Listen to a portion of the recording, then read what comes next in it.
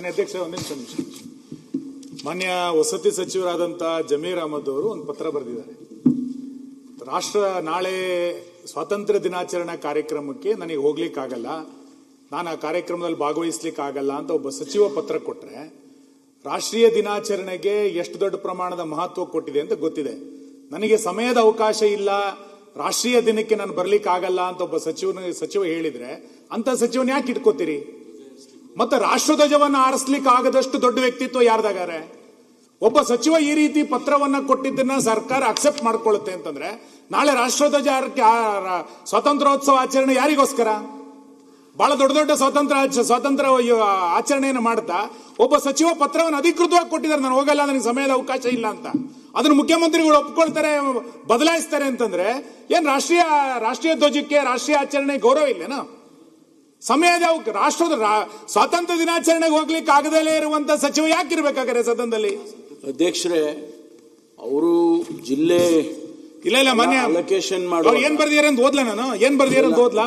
ಏನ್ ಬರ್ದಿದ್ದಾರೆ ಅಂತ ಮಾಡುವಾಗ ಅಲ್ಲ ಮಾನ್ಯ ಅಧ್ಯಕ್ಷ, ಏನ್ ಬರ್ದಿದ್ದಾರೆ ಅಂತಂದ್ರೆ, ಆಯ್ತು, ಜಿಲ್ಲಾ ಅಲೋಕೇಶನ್ಸ್ ಮಾಡುವಾಗ ಅವ್ರಿಗೆ ಆ ಜಿಲ್ಲೆ ಹಿಂದೆ ಇದ್ರು, ಅದು ಬೇಡ, ಬೇರೆ ಜಿಲ್ಲೆ ಕೊಡಿ ಅನ್ನೋ ಇದನ್ನ ಅವ್ರು ಏನ್ ಹೇಳಿದ್ದಾರೆ ಅಂದ್ರೆ, ಮಾನ್ಯ ಅಧ್ಯಕ್ಷ, ಆರೋಗ್ಯ ಸರಿ ಇಲ್ಲ ಹೋಗೋದಕ್ಕೆ ಒಬ್ಬ ಸಚಿವರಿಗೆ ಆದ್ಯತೆ ಯಾವುದು ಅಂತ ಅವರೇ ಬರೆದಿರೋ ಪತ್ರದಲ್ಲಿ ಆದ್ಯತೆ ಯಾವುದು ಅಂತ ಹೇಳ್ತಾರೆ. ರಾಜ್ಯದಲ್ಲಿ ಮುಂದಿನ ದಿನಗಳಲ್ಲಿ ಬಿಬಿಎಂಪಿ ಸೇರಿದಂತೆ ಮನವಿ ಮಾಡಿಕೊಂಡಿದ್ದಾರೆ, ಬೇರೆ ಜಿಲ್ಲೆ ಕೊಡ್ಲಿ ಅಂತ. ಮಾನ್ಯ ಕಂದಾಯ ಸಚಿವರೇ, ಒಬ್ಬ ಸಚಿವನಿಗೆ ಪ್ರೌಡ್, ನಾನು ಜಿಲ್ಲಾ ಸ್ವಾತಂತ್ರ್ಯೋತ್ಸವದಲ್ಲಿ ಭಾಗವಹಿಸ್ತೀನಿ ಅನ್ನುವಂಥದ್ದು ಒಂದು ಗೌರವದ ಸಂಕೇತ. ನನಗೆ ಸಮಯದ ಅವಕಾಶ ಇಲ್ಲ, ನಂಗೆ ಕೊಡಿ, ಚೇಂಜ್ ಮಾಡಿ ಅಂತ ಹೇಳ್ತೀರಿ ಅಂತಂದ್ರೆ, ಅಂತ ಸಮಯನೇ ಇಲ್ಲ ಅಂದ್ಮೇಲೆ ಆ ಸಚಿವನ ಯಾಕೆ ಇಟ್ಕೊಳ್ತೀರಿ ನೀವು? ರಾಷ್ಟ್ರಧ್ವಜ ವರ್ಷಕ್ಕೆ ಸಮಯ ಇಲ್ಲ. ಅವ್ರು ಹೇಳಿದಾರೆ ಇಲ್ಲಿ 15/8/2026 ಸ್ವಾತಂತ್ರ್ಯ ದಿನಾಚರಣೆ ಧ್ವಜಾರೋಹಣ ಹೊಣೆಯಾರಣಕ್ಕೆ ನೀಡಿದ್ದು ನಾನು ಹಾಜರಾಗಲು ಸಾಧ್ಯವಾಗುವುದಿಲ್ಲ ಅಂತ ಕೊಟ್ಟಿದ್ದಾರೆ. ಏನ್ ಹಂಗಾರ ಅರ್ಥ? ಏನ್ ಆರೋಗ್ಯ? ಯಾರ ಆರೋಗ್ಯ? ಸುಮ್ಮನೆ ನೋಡಿ, ಇದು ಈ ತರದನ್ನೆಲ್ಲ ರಾಜ್ಯ ಜನ ಸಹಿಸಿಕೊಳ್ಳಿಕ್ ಸಾಧ್ಯ ಇಲ್ಲ. ನೀವು ಇಲ್ಲಿ ವಿಧಾನಸೌಧದೊಳಗೆ ಪಾಕಿಸ್ತಾನ ಜಿಂದಾಬಾದ್ ಘೋಷಣೆ ಕೂಗಿದಾಗ್ಲೂ ಮೌನವಾಗಿರ್ತೀರಿ. ಒಬ್ಬ ಸಚಿವ ರಾಷ್ಟ್ರಧ್ವಜವನ್ನು ಆರಿಸ್ಲಿಕ್ಕೆ ನಾನು ಹೋಗಲ್ಲ ಅಂತಂದಾಗ್ಲೂ ಕೂಡ ಮಾತಾಡ್ತೀರಿ ಅಂತಂದ್ರೆ, ಪರಮೇಶ್ವರ್ ಅವರೇ, ಇದನ್ನ ಸಮರ್ಥನೆ ಮಾಡ್ಕೋಬೇಡಿ ನೀವು. ಇಂಥ ಸಚಿವ ವಜಾ ಮಾಡಿಯಲ್ಲ, ಯಾರು ಬೇಡ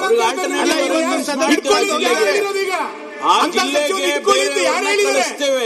ಸಚಿವನ ಇಟ್ಕೊಳ್ಳಿ ಯಾರು ಹೇಳಿದ್ದಾರೆ? ಆ ಜಿಲ್ಲೆಗೆ ಬೇರೆಯವ್ರನ್ನ ಕಳಿಸ್ತೀವಿ. ಜಿಲ್ಲೆ ಬೇರೆ ಸರ್, ನೀವು ಉಸ್ತುವಾರಿ ಸಚಿವರನ್ನ ಚೇಂಜ್ ಮಾಡೋದಕ್ಕೆ ಒಂದು ವಾದ ಇಲ್ಲ.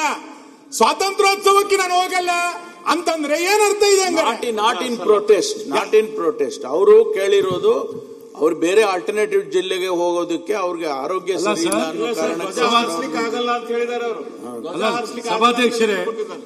ಸಭಾಧ್ಯಕ್ಷರೇ, ಒಬ್ಬ ಸಚಿವರಾಗಿರೋರು, ಸಚಿವ ಸ್ಥಾನ ತಗೊಂಡಿರುವಂತವ್ರು ಒಂದು ಜಿಲ್ಲಾ ಉಸ್ತುವಾರಿ ಸಚಿವರನ್ನಾಗಿ ಅವ್ರು ಮಾಡಿದಾಗ ಸ್ವಾತಂತ್ರ್ಯ ದಿನದ ಅಂಗವಾಗಿ ಧ್ವಜಾರೋಹಣ ಮಾಡ್ಲಿಕ್ಕೆ ಅವರಿಗೆ ಸಮಯ ಇಲ್ಲ ಅಂತಂದ್ರೆ, ಇದು ಯಾವ ರೀತಿ ನಡವಳಿಕೆ? ನೀವೇ ಸಮರ್ಥಿಸ್ಕೊಳಕ್ಕಾಗತ್ತಾ?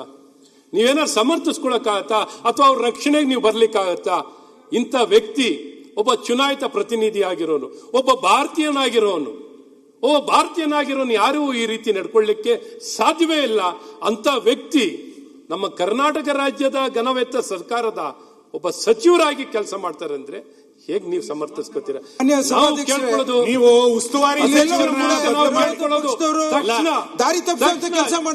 ಈ ವ್ಯಕ್ತಿ ಈ ನಡವಳಿಕೆ ನಿಜಕ್ಕೂ ರಾಜ್ಯಕ್ಕೆ, ದೇಶಕ್ಕೆ ರಾಷ್ಟ್ರಧ್ವಜಕ್ಕೆ ಅವಮಾನ ಮಾಡಿದ್ದಾರೆ. ವಿರೋಧ ಪಕ್ಷದ ಕೆಲಸ ಮಾಡಿರುವಂತವರು ಈ ಸಚಿವರು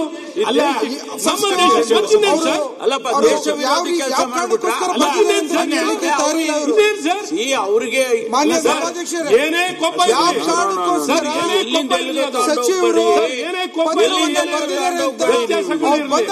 ರಾಷ್ಟ್ರಧ್ವಜದ ಮೇಲೆ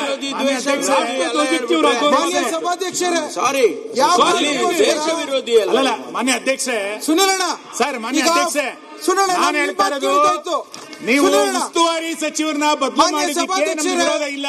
ನಿಮ್ಮ ಆಂತರಿಕ ವ್ಯವಸ್ಥೆ ಏನಾರು ಮಾಡ್ಕೊಳ್ಳಿ.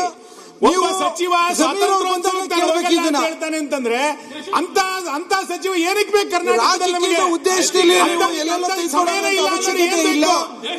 ರಾಷ್ಟ್ರಧ್ವಜವನ್ನು ಹಾರಿಸಲಿಕ್ಕೆ ಸಮಯ ಇಲ್ಲ ಅನ್ನುವಂತ ಸಚಿವರು ಜಮೀರ್ ಅಹಮದ್ ಅವರು ಬಂದ ನಂತರ ದೇಶಕ್ಕೂ ಬೇಕು. ನೀವು ಇನ್ನೇನು ಒಳಗೊಳ್ತಿದ್ದೀರಿ? ಅವರ ಎಕ್ಸ್ಪ್ಲೇಷನ್ ದಯಮಾಡಿ ಮಾನ್ಯ ಅಧ್ಯಕ್ಷ, ಇಂಥದನ್ನ ಕರ್ನಾಟಕದಲ್ಲಿ ಸಹಿಸಿಕೊಳ್ಳಿಕ್ ಸಾಧ್ಯ ಇಲ್ಲ. ಈ ಪತ್ರನ ಸಮರ್ಥನೆ ಮಾಡ್ಕೊಳ್ತೀರಿ ಮುಖ್ಯಮಂತ್ರಿ, ನಾವು ಸಮರ್ಥನೆ ಮಾಡಲಿಕ್ಕೆ ಬೇರೆ ರಾಷ್ಟ್ರಕ್ಕೆ ಕಳಿಸ್ತೀರಿ ಅಂತಂದ್ರೆ ಏನ್ ಅರ್ಥ ಇದೆ ಸರ್? ಏನ್ ಅರ್ಥ ಇದೆ? ಸಚಿವರು ಇರಬೇಕು, ಗೌರವದಿಂದ ಭಾಗವಹಿಸಬೇಕು. ಒಂದು ನಿಮಿಷ. ಮಾನ್ಯ ಸಭಾಧ್ಯಕ್ಷ,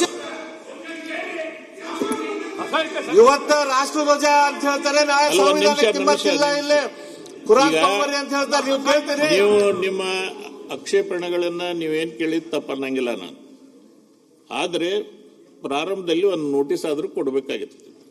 ಸರ್, ಇದು ಇವತ್ತು ಬಂದಿರೋ ಈಗ ಸಿಕ್ಕಿದ ಪತ್ರ. ಮಾನ್ಯ ಸಭಾಧ್ಯಕ್ಷ, ನೋಟಿಸ್ ಅಲ್ಲ, ಈಗ ಸಿಕ್ಕಿರೋದು ರಾಷ್ಟ್ರಧ್ವಜದ ಗೌರವ ಯಾವ ನೋಟಿಸ್ ಸರ್? ವಿರೋಧ ಪಕ್ಷದ ರಾಷ್ಟ್ರಧ್ವಜದ ಗೌರವ ಇಡಲಿಕ್ಕೆ ಯಾವ ನೋಟಿಸ್ ಕೊಡೋದು?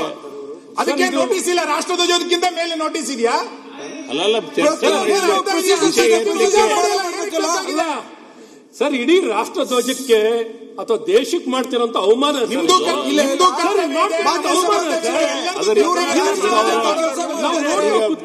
ಮುಖ್ಯಮಂತ್ರಿಗಳು ಕೊಡ್ಲಿಲ್ಲ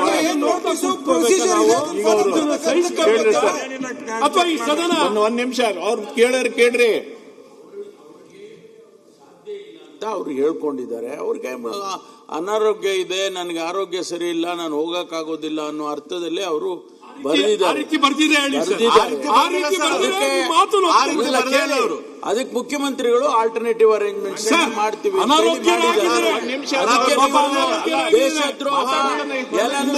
ಪರಮೇಶ್ವರ್ ಅವರ ಪತ್ರದಲ್ಲಿ ಆರೋಗ್ಯ